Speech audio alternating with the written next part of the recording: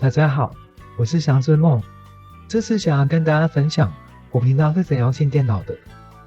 也许清电脑的内容不算特别，但希望能帮上你，让电脑也能好好喘口气。第一个方法是清理资源回收桶，而删除方法是我们在资源回收桶按右键，选择清除资源回收桶就可以了。不过在删除以前，建议先到资源回收桶内看看，确认一下有哪些档案是想要留的，并移出资源回收桶内哦。否则删除一旦执行是无法复原的哦。第二个方法，首先点开始，打上 PowerShell， 选择以系统管理员身份执行。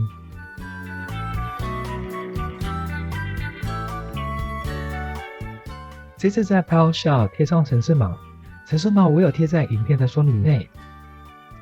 等程式跑完就行了。第三个方法，点开始，加 R， 输入%， temp %，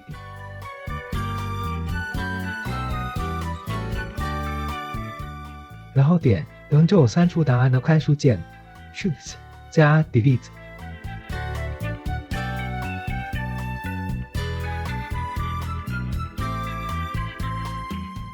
如果出现无法删除的情况，就直接略过吧，那表示档案正在对程式使用中。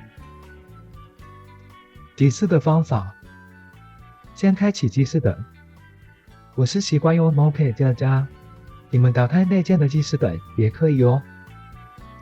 然后贴上我影片说明的点 bat 档案内容，接着存档到桌面，档名不重要。重点是副档名一定要设点 EAT， 如此一来，你就会得到一个像是这样的系统档案，然后执行即可。如果执行途中出现几个状况，如档案正在被另一个程序使用，或者存取悲剧等等，都是正常现象。至于等待的时间，大家都不一样哦。而我此次执行是等了5分钟才结束。总之，需等到出现请按任意键继续，才算有清理完毕哦。